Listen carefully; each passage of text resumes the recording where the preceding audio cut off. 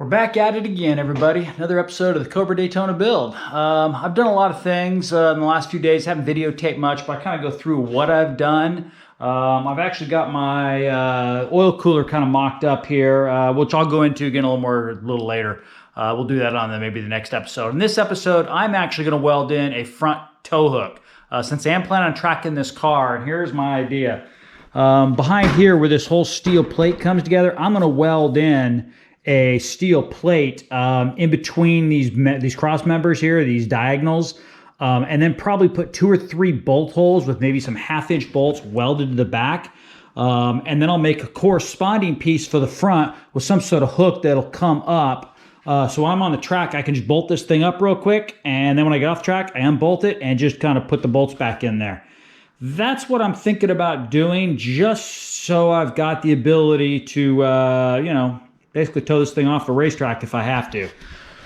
So follow along. I said we're going to cut some steel, we'll weld it in and touch up the paint, and then I'll have to figure out where we pick up the holes on the back of that. So I'll have to disassemble all this so I got room in there to work. So follow along, and thanks again for watching. Hit subscribe if you want to see more. So I got the piece of metal cut out, so now I think I'm going to put 2 holes here. I'm going to pre-drill these and actually weld the bolts in from the back. I'm thinking 3/8, maybe 1/2 inch, probably a little large. And then I can make this some sort of thing up. This way it's done before. The other part I can do later. I'll pre-make the hole, drill the holes, and they'll just go through the aluminum panels. So let's drill these out, weld in the nuts, and then from there we will weld this in. So my plate's all cut out, holes are drilled. So now I just got to find some nuts. As I said, now I'm going to weld these nuts onto the back. So that way I'm not reaching around there putting nuts on there. It just screw and go. So see if I can find some nuts. We'll get them welded on, and then we'll weld this thing in. So I got our 3 bolts in. Got our nuts to back, but these are tightened up. So now I'm just going to go through and just throw a couple little welds on each side, just so that thing is done, and then we'll weld this thing in. I guess I could show some video of the welding going on. Let me get a tripod out, and we can do that. By the way, I've got somebody asked what kind of welder I've got. And as you can see, it's a Miller. I think it's called the Diversion. Diversion 165. I thought it was 185. It's a Miller Diversion 165. I weld everything up to 1/4 inch thick steel. Beyond that, I don't think it's got enough power. But 1/4 inch, everything less, aluminum. I've never tried exotic metals like titanium or any of that kind of stuff. It's basically aluminum or steel, and mostly steel. I'm just starting to learn aluminum. So I got a small little torch here. We're just going to kind of run some beads here, and I'll kind of, hopefully you guys can see this. So, and I've got a stainless top on my table here. So the ground strap is over here. As I said, we're just going to run just a couple of little beads, and just enough to keep this thing from turning the nuts.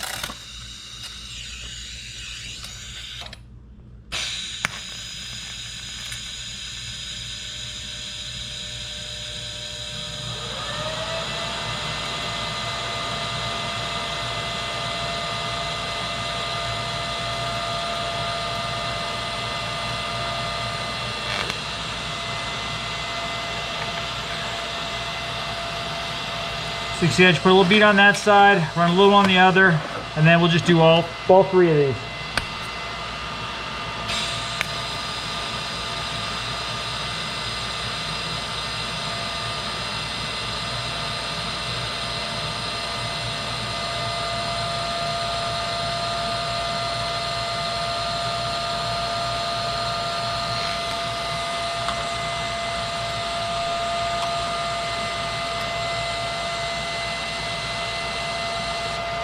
Just makes life easier when you go to pull these things apart.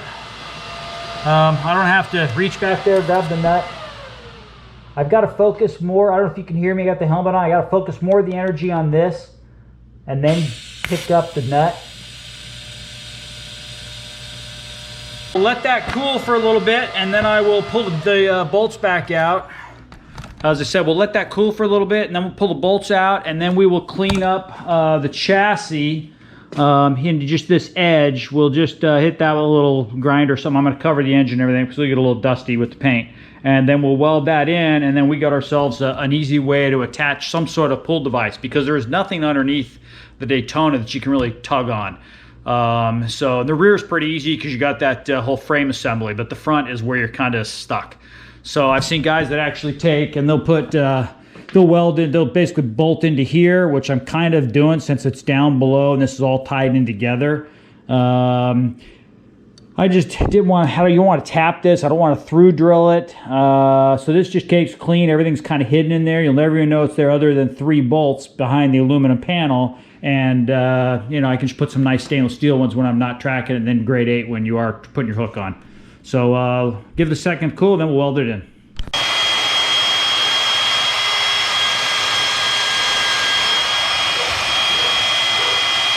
Okay, so now we're cleaned up. I might take it back. I should be able to get the weld in there.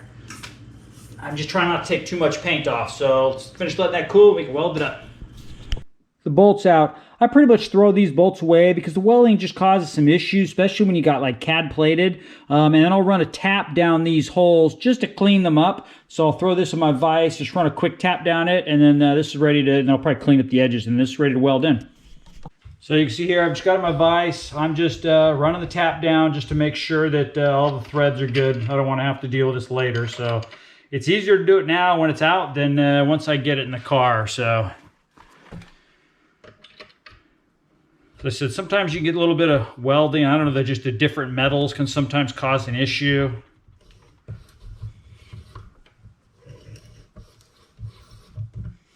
So it's just better just to clean them up, and then I don't have to worry about them. But it's nice. Now I can unbolt and bolt up my tow hook or strap or whatever I decide to go with. Take it off them on the street. And then put it back on when I go out to the track.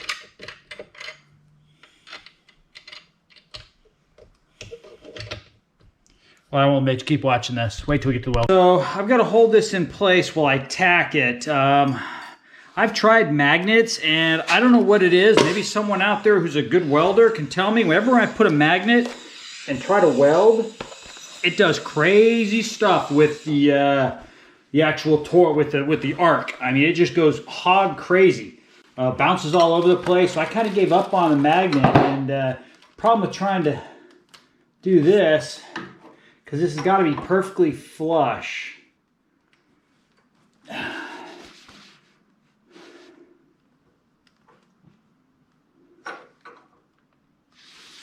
See if I can at least get it tacked up here.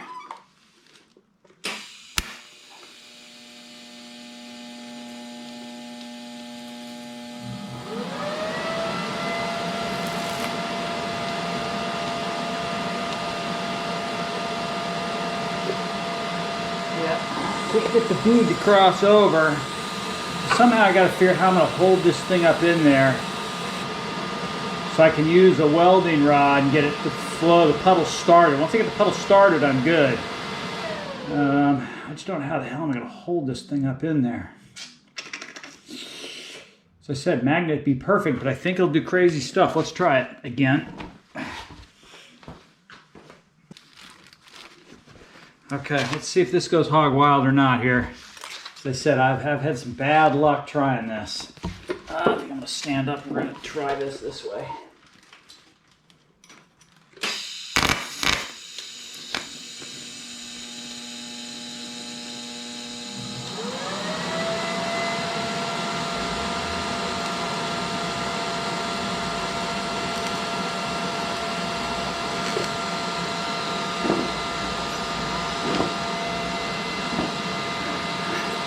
As I said, you could see the way that arc was kind of doing some crazy stuff. I just can't seem to. Now if I pull this off and try to weld the other side, it's a different world. I've got to tap this down and flush here.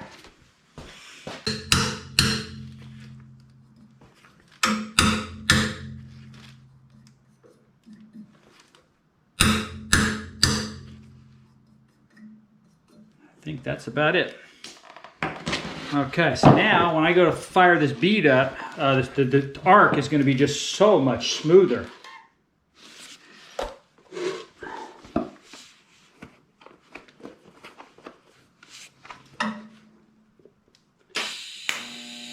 You see that? It's not bouncing around. I don't know what the magnet does, but it does not.